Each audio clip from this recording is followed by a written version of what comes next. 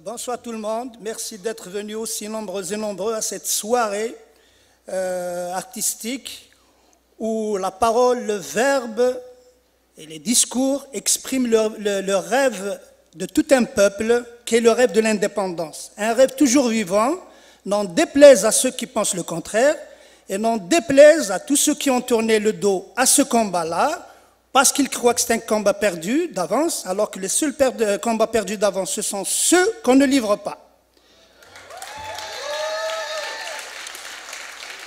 Donc, je vais vous lire un texte qui nous a été transmis de France par le monsieur Ferhat Mehni, le président du gouvernement provisoire kabyle. C'est une personnalité très importante, très influente. Monsieur Mehni connaît très bien le Québec, pour l'avoir visité à maintes reprises, pour avoir animé des conférences à l'UQAM, à la Société Saint-Jean-Baptiste, pour avoir rencontré un bon nombre de leaders souverainistes dont il garde un très bon souvenir. Donc voilà le message qu'il nous a adressé. Je commence bien entendu par ce qui vient de se passer quand même. On ne peut pas être insensible à ce qui vient d'arriver ici. Alors, je parle de ce qui vient de se passer là, cette tragédie-là malheureuse. Alors, ce message dit ceci.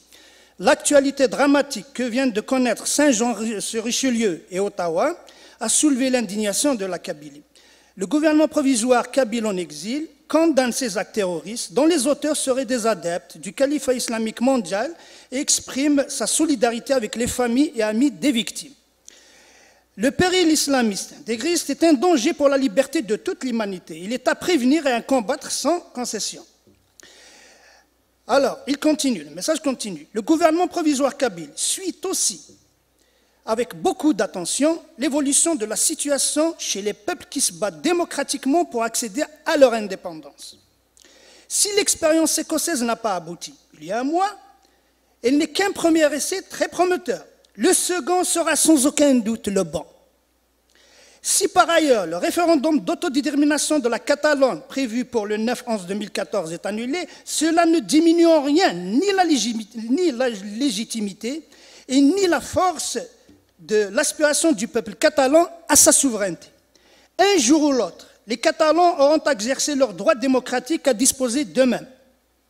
On le voit aussi avec le Québec, qui, après avoir raté de très peu le référendum de 1995, qui a été en quelque sorte volé, ne renonce pas à sa volonté d'indépendance. Le rêve est toujours là, il est toujours vivant. La Kabylie, elle aussi, aspire à tenir un jour son référendum pour son indépendance. Même si dans cette perspective, elle sait qu'elle a affaire à plus forte partie que les Écossais, les Catalans et les Québécois, qui ont en face d'eux des partenaires quand même acquis aux valeurs démocratiques. C'est-à-dire qu'on peut quand même, ils peuvent faire des référendums par des moyens démocratiques. Les partenaires des Kabyles sont des militaires racistes et bornés qui ne connaissent pas d'autre langage que celui de la violence et de la répression, malheureusement. Cela ne fait pas peur pour autant au peuple kabyle qui est décidé à réaliser sa profonde aspiration à la liberté. C'est pour toutes ces raisons qu'au nom de la Kabylie et du gouvernement provisoire kabyle, je salue la tenue de cette soirée artistique et patriotique animée par des artistes et militants d'une cause juste et légitime qu'est celle de l'indépendance du Québec. Vive la solidarité entre les peuples, vive le Québec libre, vive la Catalogne libre, vive la Kabylie libre et que vivent tous les peuples du monde libres. Monsieur Ferhat Mehni, président du gouvernement provisoire kabyle, en exil en France.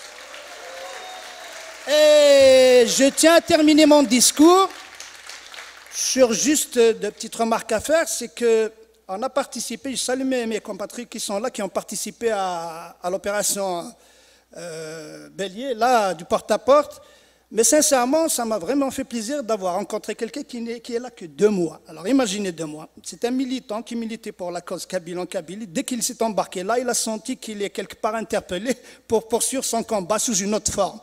Il a participé, on avait fait du porte-à-porte, ça a été un grand plaisir. Juste le message que j'ai à lancer, je l'ai d'ailleurs dit dans une entrevue à VigileNet, c'est qu'on ne peut pas faire l'indépendance de ces milliers d'immigrants qui nous viennent au Québec. Il faut que le Québec sache sélectionner ces immigrants, il faut qu'il sache les intégrer. L'intégration passe par le travail. C'est le travail qui donne l'estime de soi, qui inculque l'estime de soi-même à l'immigrant. Une fois que l'immigrant travaille, qu'il a sa place dans la société, il y a la reconnaissance des acquis qu'il faut peut-être ajuster. Une fois qu'il est complètement intégré, là, on peut aller lui parler de l'indépendance, parce que là, il va se sentir utile à la société. C'est un grand travail qu'on devrait faire. Je l'ai constaté pendant mes 2 campagnes électorales à Ville-Saint-Laurent et à l'Acadie. On peut faire cette indépendance, on ne peut pas la faire sans ces gens-là, donc on a le travail à faire là-dessus. Et il faut quand même le faire. Ça demande du courage, mais il faut le faire. Il faut aller vers ces gens-là, connaître leur sensibilité. Il faut que le message qu'on transmet, ça doit être le message de la même nature, bien entendu, mais peut-être transmis sous différentes façons, selon les sensibilités de ces communautés-là. Je salue aussi, moi je ne suis pas là pour taper sur qui, je salue au contraire tous ceux qui ont milité pour l'indépendance du Québec, que ce soit hier ou aujourd'hui, quel qu'il soit, que ce soit M. Gilles Duceppe, que ce soit M. Mario Beaulieu, je suis convaincu va faire avancer la cause indépendantiste. Je ne suis pas là pour tirer, parce que si on s'amuse à se tirer les uns sur les autres, on fait le jeu de l'adversaire, on joue le jeu de l'adversaire. Il faut éviter ça.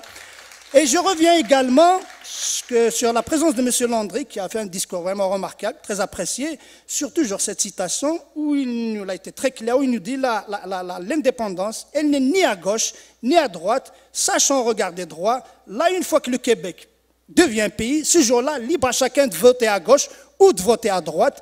D'ailleurs, comme disait Coluche, si la droite n'avait pas existé, la droite l'aurait créée, sinon il n'y aurait pas de démocratie. Donc, acceptons ça. Et vive le Québec libre.